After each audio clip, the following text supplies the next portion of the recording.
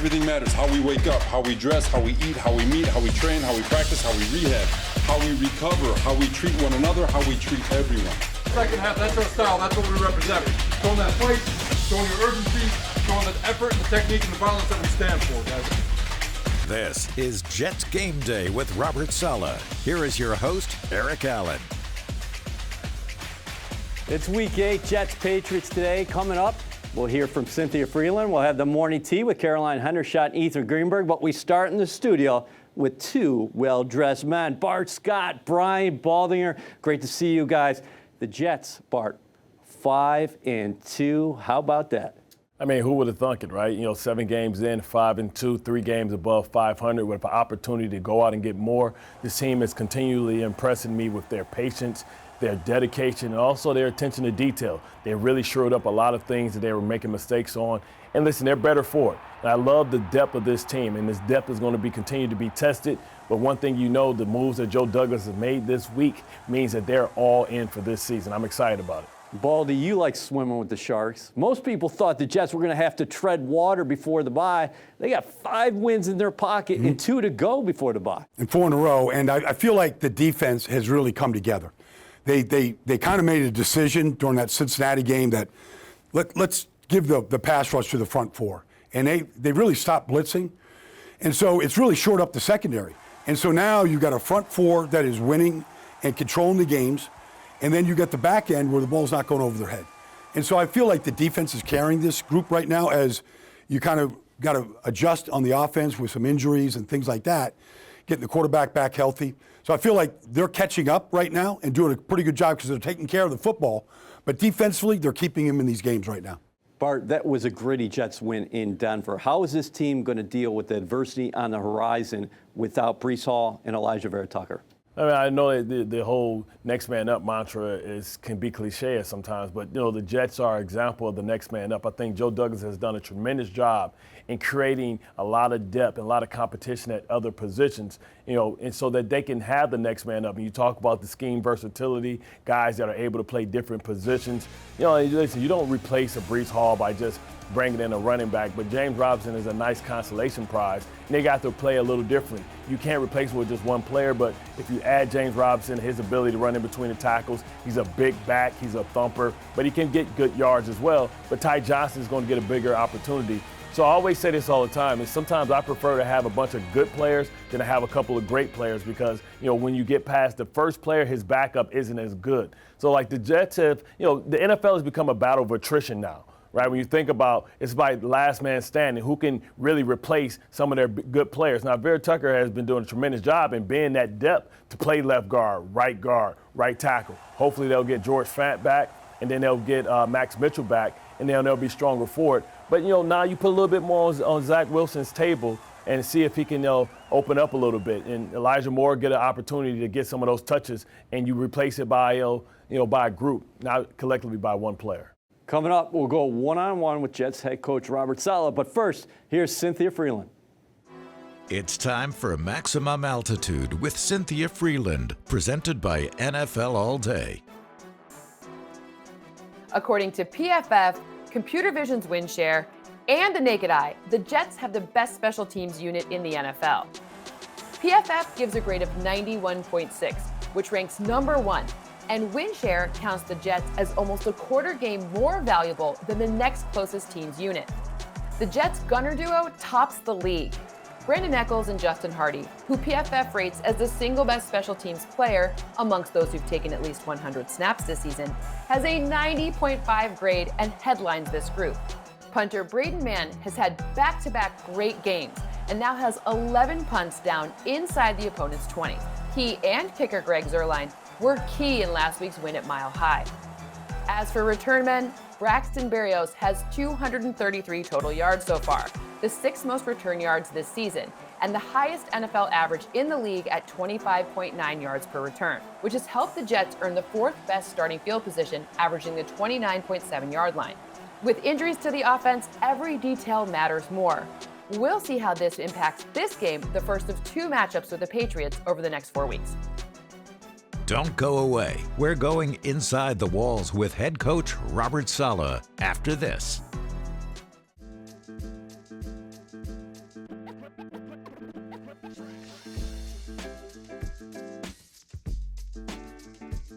You have such a good relationship with your players. What did you say to Elijah and Brees after it became apparent that these guys were going to be out for the year? You know what, it's, you feel for them. You know, they put in so much work and so much effort, all their training, all the different things that they've done. You look at AVT and the things that he's done with regards to moving all along up and down the offensive line. Brees was just starting to come into his own. I know he had put together a couple of good weeks there, and he's only scratching the surface. They'll both be back. You know, their story's not done being told, and they'll get a chance to come back even stronger, but you know, you hurt for them mainly. With Elijah out of the lineup, what's the short-term plan at right tackle and along that offensive line? Yeah, so Ogboy, he stepped in there and did a really nice job versus Denver, and he's going to get the opportunity again. And, you know, he's an athletic young man. He's got a lot of tools. He's played in this league, so there's experience there, and so he's going to get an opportunity to step in there and do a job. What about the running back spot? Running back spot, obviously Michael Carter, Ty Johnson, Bam. We just brought in a young man with James Robinson, so we like our 4 guys. You know, Michael did it last year, and he did a really good job doing it. Ty Johnson's showing that he can carry the load too with this organization. James Robinson is showing it. Bam Knight, I think we've all got a lot of faith in him. So, you know, the O-line's got to continue to push people off the spot, open up lanes, and those guys will find it. You guys are playing at an elite level defensively. You're playing at an elite level with your special teams right now. Does that mean that no matter what happens, if you guys protect the football offensively, you should be in a game? Well, there's an old saying, there's 3 things that travel, no matter the venue, no matter the weather, no matter the height of the game, or the importance, or whatever you want to call it. It's your defense, your run game, and your special teams. Those are the 3 most consistent aspects of football, and right now those 3 parts of our game are playing pretty well. The pass game, because of weather, can be inconsistent, could run into a buzzsaw of a defense, and that part's going to come along. But if you can bring those 3 facets of football, again, run game, defense, and special teams, you feel like you'll be at least in the game, or at least in the conversation going into the 4th quarter. And if you're taking care of the ball and you're opportunistic, it could shift the game in your favor. What's your expectation for Elijah Moore as he returns to your team? To be him. You know, he is a very high character individual. That's, you know, just all the studying and just talking to him and all those different things, and he works his tail off, and he's out at practice. He's always doing the little things, trying to put in the extra, and so just get back into the fold and work the way we all know you can work. The Patriots took their lumps on Monday Night Football. That can happen to anybody in this league, but when they're going well, what do they do? What are their strengths right now? You know, they forever have won the field position battle, the turnover battle, run game, defense, special teams have always been top notch for them. Even when Tom was rolling, when their run game and their defense and their special teams are rolling, they're darn near impossible to beat. You know, so they just play really good team football.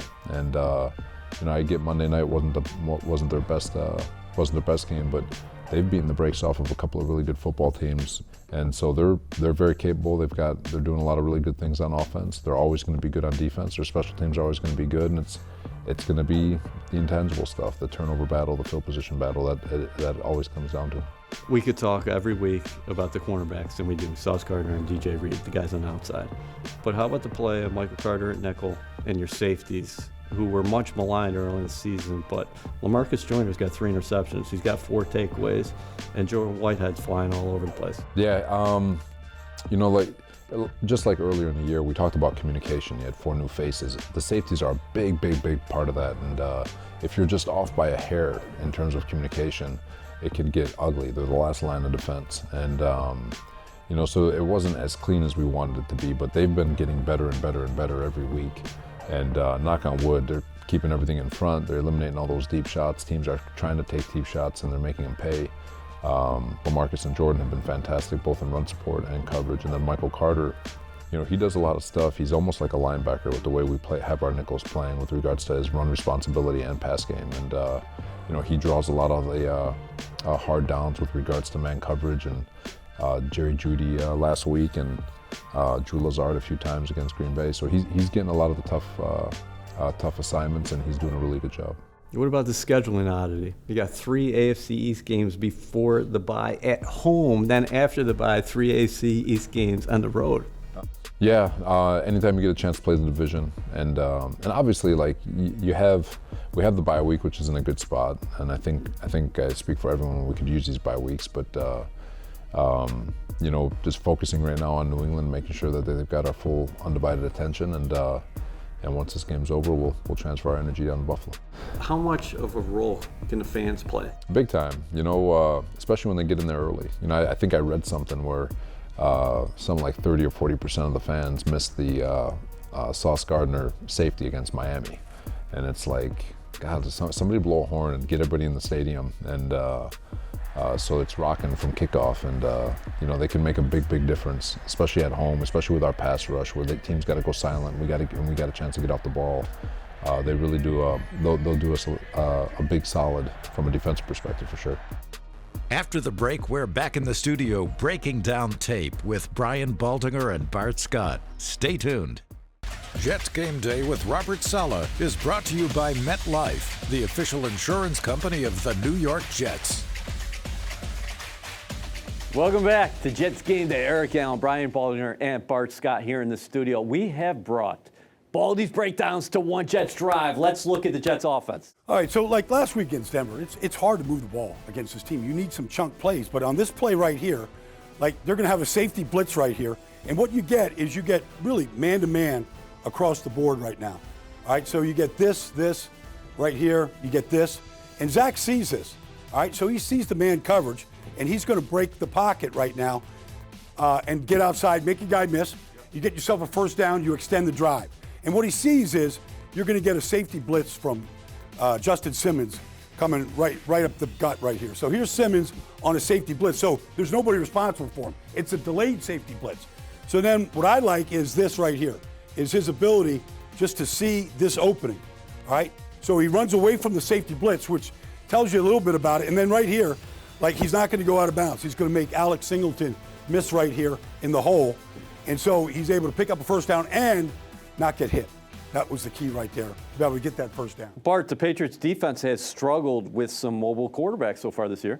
Yeah, because if you have a mobile quarterback, a guy that's make those off-schedule plays, they can hurt you with their arm or their legs. And the Patriots have struggled, with Justin Fields last week, Lamar Jackson earlier in the season. And when you see that the backs are turned, you can get out of your progressions, especially when they blitz. You know they don't have a spy. You're able to, see their backs turn. You're able to get chunk plays. Whenever you can get chunk plays against a great defense, it's a plus because you can smoke them out of that and force them to have a spy. When you have spies, it creates, voids and zones and coverage because that person has spy on the quarterback. So it becomes that void behind that spy in front of the safeties, opportunities to get big chunk plays in the passing game as well. Baldy, one of the guys the Jets are going to be depending on moving forward in a big-time role, that's Michael Carter. The big plays, chunk plays, were hard to come by in this game. All right, but I thought the Jets ran a really good play on 2nd and 25, knowing that Denver was probably going to be playing retreat right here. So what you're going to get is you're going to get a crossing route with Denzel Mims and Carter through the line like this, maybe hopefully losing some of the Denver eyeballs as they expand, trying to keep everything back. And if you look at this right here, like you can just see like free safety is 25 yards deep, like Surtain, like these guys are all in retreat right here. And so now you get this underneath completion here to Carter, and he makes the underneath linebacker right there, Jonas Griffin, miss. Like this is 37 yards right now. These are hard to come by. And here it is, like Carter's just going to come out of this backfield right here, and Mims is coming from over here. So there it is. Like you're going to get that crossing. It's a very easy read for Zach Wilson right here to be able to make this throw because there's nobody underneath right here. It's wide open. It's an easy throw. And now Carter uses his speed, some bad angles right here by Denver. But you'll take that. At 37 yards, like that flips the field position right there. Our old linebacker, he's smiling about that play. I'm laughing because when you talk about getting depth, you're supposed to get depth, go to the sticks, understand, let everything pass underneath you. But it really acts as a screen play, a pick play, because they clear everybody out and give Michael Carter one side. And that linebacker's running for his life as he's trying to adjust to the angle of Michael Carter. He just doesn't have the foot speed. It is so hard to go back and get depth at 12 yards and then come up and all of a sudden Michael Carter comes comes from the front side, and he crosses your face to the backside, and they basically cleared out the backside with Mims, and you expose that linebacker like a nerve. Grab your cups. The morning tea is coming up next, followed by final thoughts on today's matchup with the Patriots. All right, Ethan, let me set the stage for today. The Patriots are last in the AFC East going into Week 8 for the first time since 2000. For context, that's the year Sauce Gardner was born. That's also the year that Bill Belichick took over the New England Patriots, uncharted waters in Foxborough, but the common denominator, a stingy defense. Right now, the Patriots defense tied for third in the NFL with 13 takeaways. Okay, yes, but Zach Wilson hasn't turned the ball over the last 3 games, and I get it, that defense is pretty scary. Matthew Judon leads the league in sacks, 8.5. Robert Saleh even called him a freakazoid. First of all, great word choice. Second of all, Matt Judon predominantly lines up over the right tackle. This week, that's Cedric Ogbuehi taking over for Elijah Vera Tucker. And in the backfield, Joe Douglas trades for James Robinson. Breece Hall done for the year. Okay, yes, but don't sleep on Michael Carter. Led the team last year in rushing yards, and last year when he played the Patriots twice, combined for 192 yards from scrimmage. He told everybody earlier this week that he's ready to take on that bigger role. He's not even preparing any differently, but he's excited. Most importantly today, the debut of the stealth black helmet. Big How do time, you like him? Big time in on the stealth black Me helmets. too, and to Brickashaw Ferguson, Ring of Honor. This one, I think, is to Brick. Cheers to Brick. This segment is brought to you by HCL Tech, supercharging progress. Eric Allen, Bart Scott, Brian Baldinger. We're going to go inside the matchup presented by HCL Tech right now. Bart, the Patriots have won 12 straight games against the Jets. Is that tide about to turn today? I think so. You talk about the Jets are really coming in with a lot of momentum. Right now, the Patriots don't know who's going to be their quarterback. You know, whenever you have 2 quarterbacks, you have none. And, I think it really puts their offense at a disadvantage. You think the matchups on the outside, they have to be favorable for the Jets. And now the Jets can do something they don't have to. I thought the back half did a tremendous job in really carrying the team. Before it was the front 4. But the back half really locked up and then giving the explosive plays. They tried Sauce, they tried DJ Reed, they tried Joyner, they tried Whitehead, and they were up for the task. This week is going to be about being able to stop the run and maybe fill up the box, which is going to put more pressure on the guys on the outside. Sauce Gardner, AFC Player of the Week. He deserves it, but you know what? Much more responsibility is going to come when you perform like that. Where do you think the Jets have the most significant advantages today against their longtime nemesis? I think they match up really well all the way around, EA. I mean, I think starting with their front right there, because the Patriots always do the same thing after a bad defeat, like they had on Monday night. They always come back with just the foundation. You're going to get I formation. You're going to get 2 tight ends. They're going to run the football. They're going to try to win the line of scrimmage. So it's up to the defensive line to be up to the task, knowing it's coming at them. Like power runs, pin and pull, like all the runs are coming. They know what they are. And so if they can take care of that, I feel like they match up really well against Devontae Parker, Jacoby Myers, Hunter Henry, with what they have right now in the secondary. X factor. Oh, man, wow. The X factor for me is going to have to be Whitehead, because he's going to be asked to be inside the box. You talk about a lot of gap schemes, a lot of traps, wham plays. They're going to get physical and get these guys downhill. Stevenson is a load, and they're going to try and get him downhill. They're going to have to take advantage, and Whitehead's going to have to be that guy that allows the front side and the backside linebackers to flow, which he's going to have to come back and take away the cutback lane. Baldy, what does Zach Wilson have to do against this Patriots defense to move to 5-0 this year? Well, last year, I mean, he had one horrible game. He was just interception, city, and he's done a much better job of not throwing the ball up. But, he's got to be aggressive against his defense, which plays a lot of coverages. All right, I mean, Jalen Mills is an off corner. They've got some rookies out there, Jack Jones. But Kyle Duggar, Adrian Phillips, they have a lot of interchangeable parts.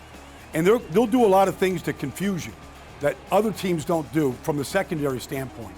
And then they've been running the same twist stunts up front for 20 straight years. It's the same twist where it could be a 3-man front, it could be a twist with the linebackers and the defensive tackle, the defensive end, and then they get secondary pressure. Once they get you to hold the ball, they'll come delayed. They want you to hold the ball and then force you into mistakes. Jets have an unbelievable opportunity in front of them this afternoon. They're looking to go 6-2 and 2-0 inside the AFC East. For Bart Scott and Brian Baldinger, we're headed out.